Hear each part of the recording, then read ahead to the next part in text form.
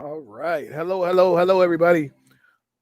Welcome in. Welcome in. Thank you guys for joining me today for us to talk about this thing called relationships. And we're doing this every day. Welcome, welcome. We're talking about love. We're talking about relationships. We're talking about sex. And I am your host, Kelvin Troy Johnson. And we're going to get into it. If this is your first time coming to the channel, please hit that like and subscribe button. Hit that subscribe button for me, and so that you can know when we are coming on and when our content is getting ready to flow. So I welcome you in. I would love for you to hit that share button as well. Share this with somebody. I'm telling you, somebody needs to hear what we're going to talk about here today. Trust me on that. Love coach sessions. We do our love coach sessions every day at 12 o'clock, Monday through Friday. And we want you guys to get into it. So, look, if you have a comment, drop it in the chat there, and let's have a conversation about this thing called relationships. All right. So, the topic is not long. How long? How long, Jesus?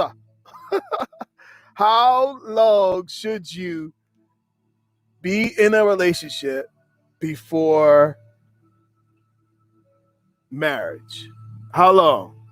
How long should it be? How long should somebody date someone before marriage? I think this is a good topic.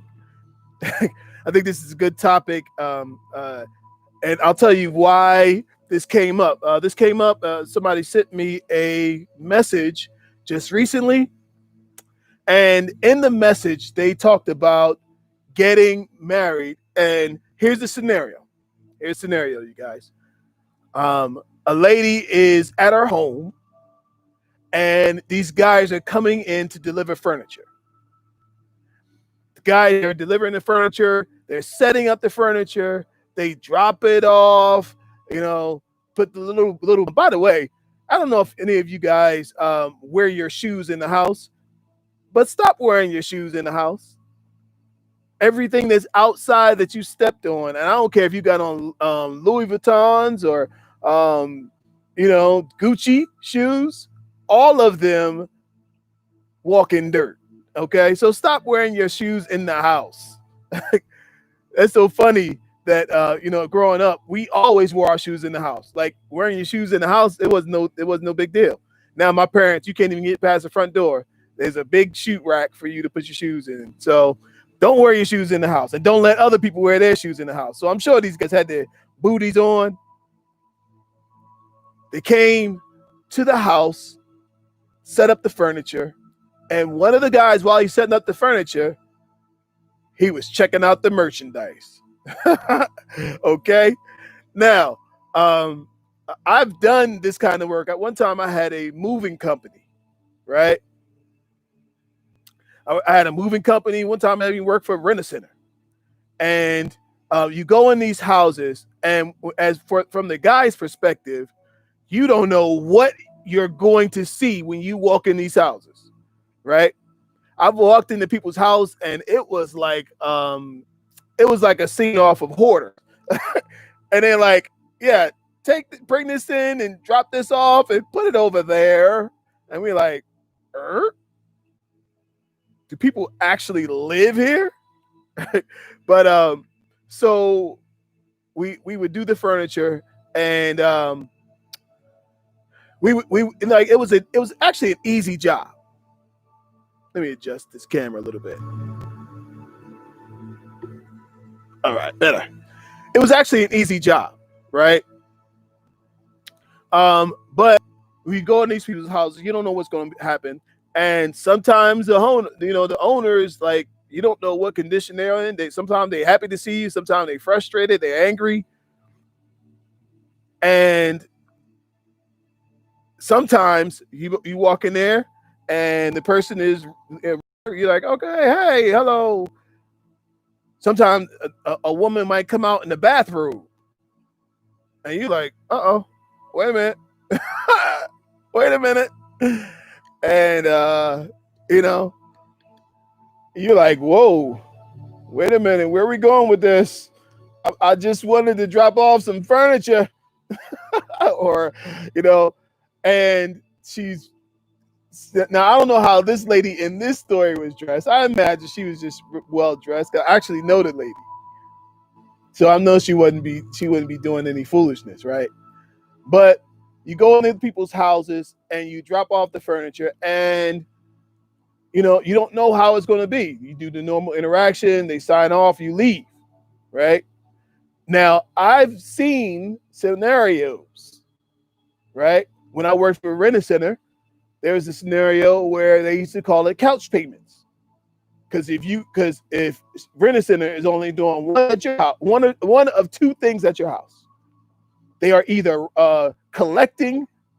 Look, rent. They used to tell us RAC, rent a center.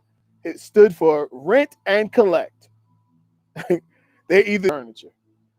And yes, and so there's this thing called couch payments, where sexual favors are exchanged for money.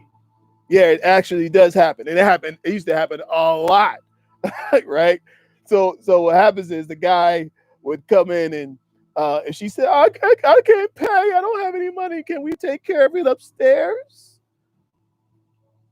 And depending on the character of the man, if he says yes, then the expectation is that he's going to cover her back rent for the favor. It happens. You would be surprised at the things that happen. Now, that wasn't something that I got into.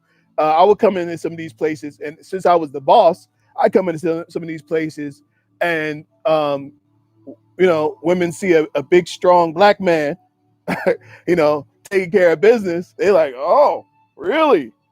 And I'm like, "Oh no, not really. Pay me. You not that cute. Ain't nobody that cute. I need my money." So that would go on. Another thing would go on is I would get the church brother, the good Christian brother scenario, especially if they knew my background or knew that I was involved in church, or like they would just somehow, like if I saw something in their house and I mentioned it and it was like church related. Oh, they played that song at my church on Sunday. Sunday? Come on, brother. The Lord loves a cheerful giver. The Lord will make a way. No, you cannot get no amen. Can I get a dollar in my a hand so I can get out of here? That's what I want to do. So anyway, this story, this guy comes there, he drops off the furniture, and while he's there, he's checking out the lady, and he makes some side joke, like, hey, so you're pretty attractive. Can I? He made a joke. Can I get your MySpace? Can we exchange my MySpace account or whatever? MySpace information. It was a joke. She said, no, I don't have MySpace, but I do have Facebook. I'm on Facebook. So they exchanged Facebook, and he immediately friended her as soon as he got outside, and he slid in her DM. And for the next few days, they talked back and forth. A couple days later, they met up. They got to know each other, and they talked on the phone for 5 to like 6 sunflowers, the trees, like the dogs, the cats. They talked about everything, right? And so they talked about everything till 6 o'clock in the morning, all these days. And he got to the place that he said, you know what? You're the one. You are the one. Now, you guys, she said, wow. Like she said, I've never been involved with a man. Said, you know what? You are the one. I don't want nobody else. You're the person that I want in my life. I want to be with you for the rest of my life. So they got together, and in less, my man went out. I'm gonna just call it day 11 of, let's say, day 12. Day 12, my man asked her to marry him. He goes and visits her family. Her family can see she's happy. Her family can see he's a good guy. Family can see that he is somebody that she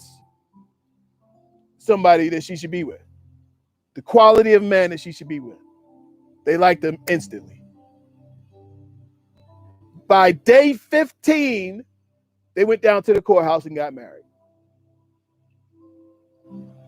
By day 15. By day 15, they went down to the courthouse and exchanged nuptials and became husband and wife. So this the person who is the female in the story wrote this up in Facebook. They took a prayers. She said, I told y'all that God is answering prayers and that men and women or people are out here getting married. So just hold on, because yours could be next. Now, when I saw that, I read the whole story and I knew her. Okay. So I asked myself the question, how soon? I put this question out, as a matter of fact. And my thing was, is this beautiful or are you concerned? Right? Now, the majority of the women, I can just tell you, the majority of the women, and I want to say something probably like 95%, 90%, 95%, all said, this is beautiful. A man knows what he knows, and when he's ready, he's ready. Now, something that I need to tell you about the couple before they got married, or not long after they got married, or something like that. He put the money down on a place, got them an apartment, got them a house or whatever, got everything established. He took care of everything, which made her want to marry him even more. Took care of everything. He took care of the money. He took care of the things that need to be taken care of. She just needed to come on and be his wife. So the people in the communities where I put this out, they said that's a man who has a plan, and every woman wants a man with a plan. And this said this is a good scenario, and there's nothing wrong here, nothing here to be concerned about. Now, there's a couple people who said, wait a minute, he doesn't even know her. Why is he asking for this lady's hand in marriage to somebody he doesn't even know? You catch this later on. Drop your comments down in the comment section, and if you're watching live, go ahead, drop your comment in the chat there, because I really want to hear what you think. I want to hear you guys' opinion. Now, this could, in my opinion, this could be something great. I've known people who got married after knowing each other 2 weeks. And they lived together happily ever after for 25, 30 years. Some of them still married now, right now. I know a couple right now, still married after like 30 years. Okay. So it does actually happen. But what's the ratio? What's the likelihood of something like this happening and being successful? Now, here's the thing. I know where the 90% was coming from, right? The 90% watches Hallmark Channel. And this is the way it happens on the Hallmark Channel. This is the way it happens on the Hallmark Channel. young, strapping young man is walking through the restaurant and catches the girl's eye, and they lock eyes and waits for her after dinner and bumps into her on the sidewalk. Hey, oh hey, I didn't even see you. You know, you should watch where you're going. And she's, no, baby, you should watch where you're going. And he's like, well, maybe it's because you can't, like, navigate yourself on the sidewalk, don't know where to walk. Maybe you need me to walk you to your car to make sure you don't bump into any more strangers. Where's your car at? Oh, my car is just right there. Okay, well, let's go. He walks arm in arm with her, and she's like, you're a stranger. What are you doing? Why are you walking next to me? Car in one piece. So he opens the door. He says, is this your car? Opens the door, her driver's side door, and says, now I want you to call me when you get home to make sure that you made it home and you didn't run into anybody else. And she says, okay, but wait a minute. How am I going to call you? I don't have your number. He says, don't worry about it. Give me your hand. Give me your hand. And he pulls out a little small marker and he writes his phone number on her hand.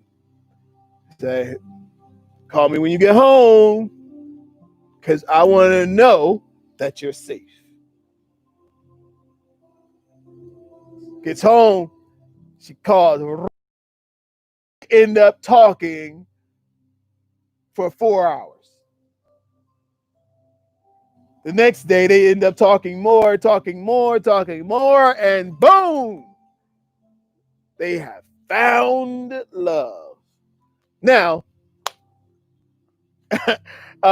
do random situations happen? Yes, they do.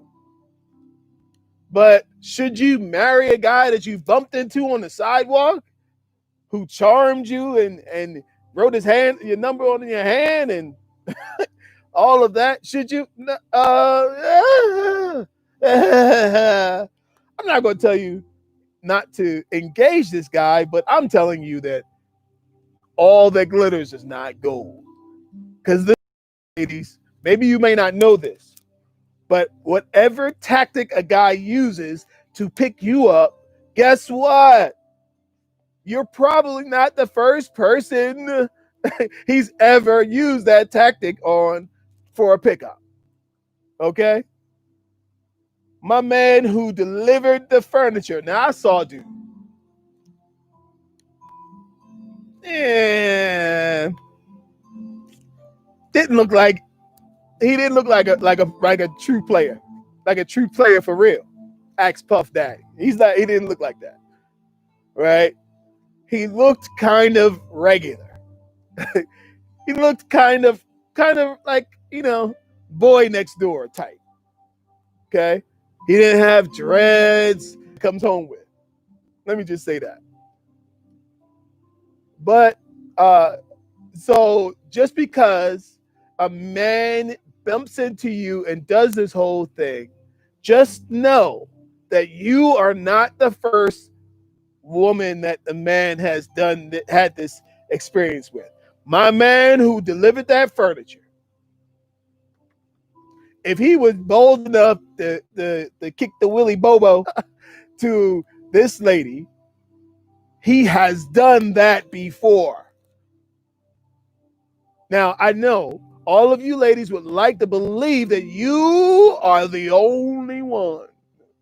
You are the first and the last. Women, they got a whole list of things that they do to pick up women. Okay? A whole list of things. And so, but this scenario, it happened. What do you think? What do you think? Is this reason for celebration or reason to be concerned? Now, And, sometimes if a thing happens quick, the thing falls apart quick. If things are not solid in the beginning, things won't be solid in the end. Now, here's my thought on this too. I don't believe that a person should marry somebody until you have gone through the stages of emotions with that person. This is something I preach often. I said, look, you need to know how a person is when they're happy, when everything is going their way. Everything going my way. Hey, like you need to know what that looks like. Okay. But you also need to know what it's like when they are sad and depressed. You need to know, you need to experience that with them. Because look, you can marry a man who's happy one day and sad the next, and then you find out he's bipolar. My man loses his job and he goes and sits in a closet for 3 months. You need to know the range of emotions in a person. You need to know when they're happy, when they're sad, when they're joyful. Like, you need to know a person. And there's only one thing that allows you to know a person. That thing is called time. Time is the only way for you to know somebody. Now, I did a show. I did a love coach sessions on Facebook talking about if you need to meet somebody, if you're going to meet somebody for the first time and you want to get to know them really quick, you don't have a long time, you're going out to dinner, you got about an hour, and you're going to sit across from the person for 1 hour. How do you get to know a person real fast? In this case, I was talking about a man. And there are ways you can find out. You ask a question. There's 2 questions you can ask. How was your relationship with your mom when you were growing up? Your mother. That's a question that you can ask a person across from you. You only got an hour. Sitting at the table, you only got an hour having coffee. Tell me about your relationship with your mom when you were 7 years old, with your mother. What was your relationship like with your mother as a young child, as a child? Their relationship with their mother will tell you really fast what kind of relationship that guy has had with women growing up. If the guy says, well, I have to tell you, I didn't grow up with my mother. I didn't grow up. My mother left me when I was 2 years old. I grew up with just my father, and he raised me and my siblings, and we were all raised together. Okay.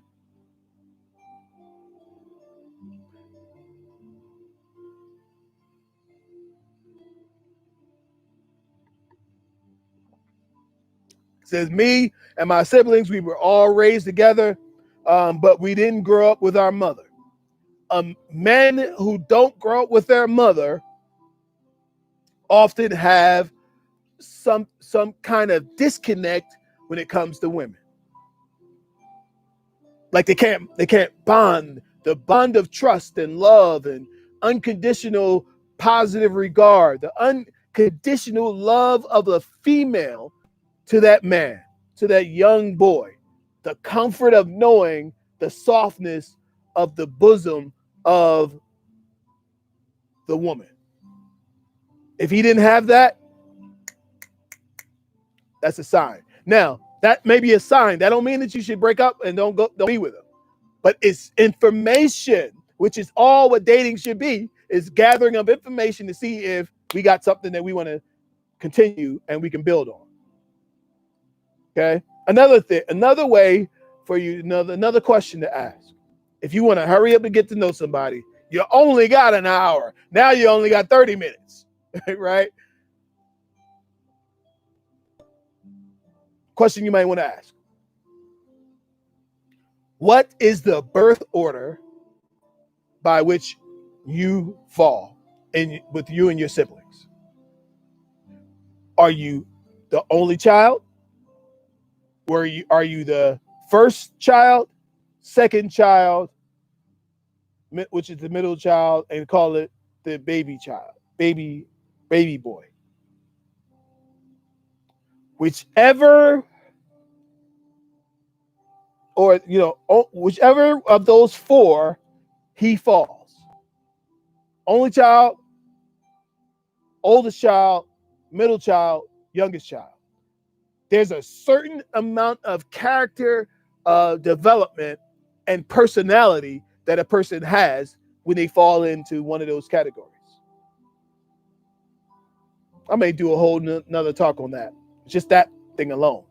I don't want to go all through it right now, but there's some things like the only child, they're not used to sharing. They're used to taking care of themselves. So he might be a little selfish.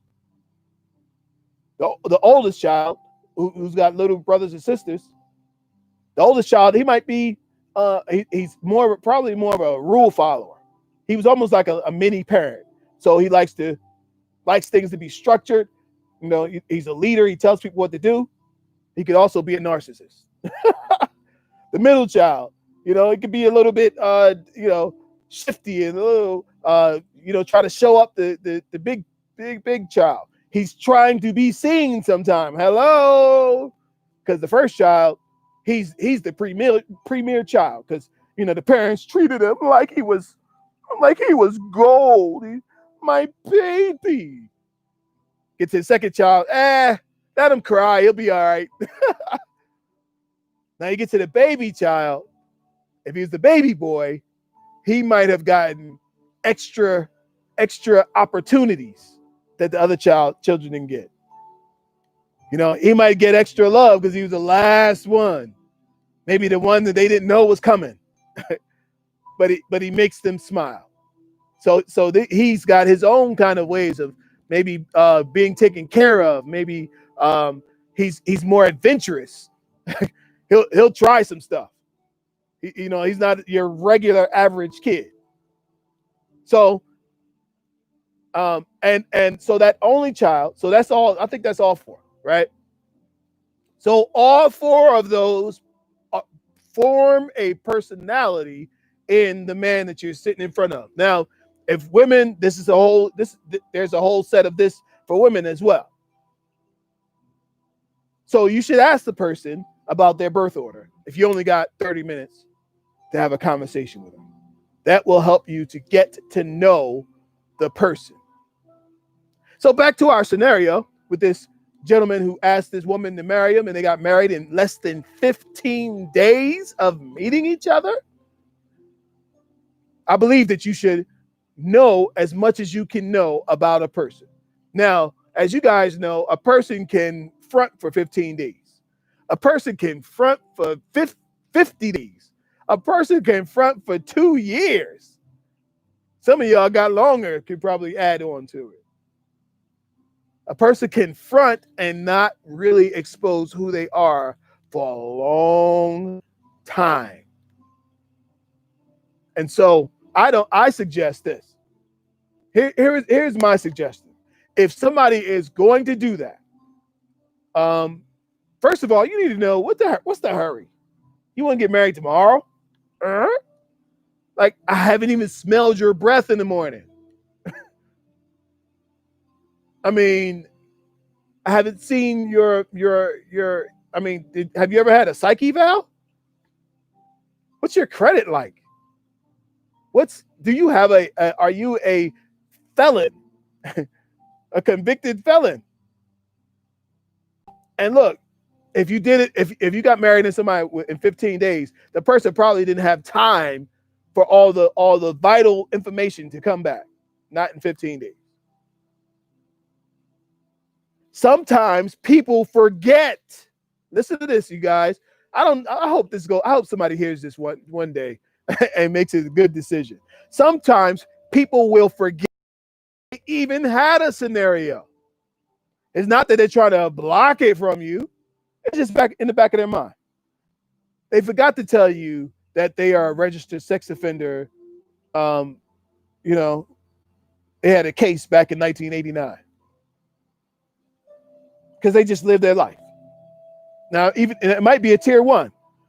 You know that if you are 18 and you're in high school, you turn 18, and you have a 16-year-old girlfriend, and her mother doesn't like you, she can call the police on you, and you now have to register as a sex offender, just like that, because your 16-year-old girlfriend, you guys are in a state where she's not able to have sex, and she's still a minor. So that person could have a tier 1 sex offense. But you know what? You say that word sex offender, and some people go running. But you need to know who you are working with. That's the bottom line. You need to know who they are, and if this is a scenario that you can deal with, because some of these scenarios you don't want to deal with. So here's my suggestion. For one thing, slow down. Be wary of a person who is in a hurry to make a long-term commitment. Look, you should be nervous about a person who's hurrying up to make a long-term commitment. Like, whoa. Why are you moving so fast? What is it? I mean, what you need a green card? Like, what you need? If a person is in a hurry, they're in a hurry for a reason. Okay? So I don't know if the idea was because they both are spiritual people and they didn't want to have sex out of wedlock. I mean, whatever. you just doing the most to try to get some sex, and you're gonna be stuck trying to get some sex. But that's for another day. But I suggest, if a person is going to do this thing, I'm suggesting that you do not make any lifelong relationship commitments without having all the facts of who you are committing to. Now, there is someone who can give you that information, can help you get that information. You know who that person is? That person is a love coach. That person is a therapist, is a counselor, is a relationship counselor, is a relationship therapist. Somebody, whether they're a coach, whether they're a therapist, somebody who can sit down with both of you and ask you the questions that nobody's asked. They can ask you the questions that you're trying to avoid. Because sometimes people are trying to avoid answering a question. Sometimes people forget. But the therapists, they're not going to forget, because they've seen these videos and they've seen people come and seen people go. And they're going to get past all the butterflies. They don't hear no butterflies. They don't see butterflies. They see two people making a lifelong commitment, and they're going to ask and make sure that you actually know each other. They're going to ask you vital questions about your relationship history. How many relationships have you been in? Why did the last one break up? Why did the one break up before that? Are you over that situation? When's the last time you saw your baby's father? Have you guys been intimate? Like, the therapist is going to ask some questions. And some of those questions are unnerving if you are in that seat, right? But the questions have to be asked and answered. I know people who have gone to premarital counseling and only made it through a couple sessions before they discovered that this ain't gonna work. I've known a couple people with that scenario. Okay, so understand what you're getting yourself into. We all love the Disney movie. We all love the Hallmark Channel. It's so beautiful, especially around Christmas. But guess what? Your life is not Disney. Your journey is not the Hallmark Channel.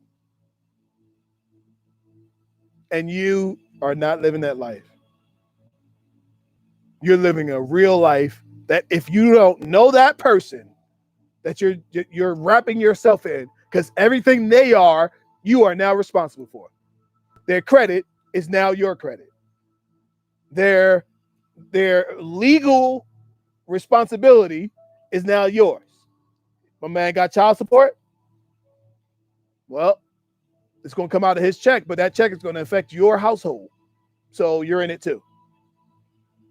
So all the questions that need to be asked will be asked. Which one you choose? Because you go later, you're going to be trying to figure out, why? I don't know why. I don't know why. This just isn't working. This just isn't working. Going after the fact, you're now like, I don't know what we did wrong. But we loved each other, really loved each other at first sight. Love at first sight. I might do a show on that. Love at first sight. Do you believe in love at first sight? Man, we got a lot of shows to do. I need y'all to help me pump this this show and all of this out there. We need more of this. We got conversations to be had on all of this, and I'm glad to be doing it with you. So, all right, you guys, thank you so much for being here. I appreciate you coming to the show. Please hit that subscribe button and then hit the bell so you don't miss anything. And join the Patreon community. Join the Patreon. We're gonna maybe I'll drop the link here for the Patreon. You can join for like $5. Helps the show keep going, or you can join and get more access, more videos, as well as more merchandise. I'm going to give away some merchandise as soon as I can. So anyway, thank you guys so much. I'll see you tomorrow. Thank you so much. Peace and love. Bye.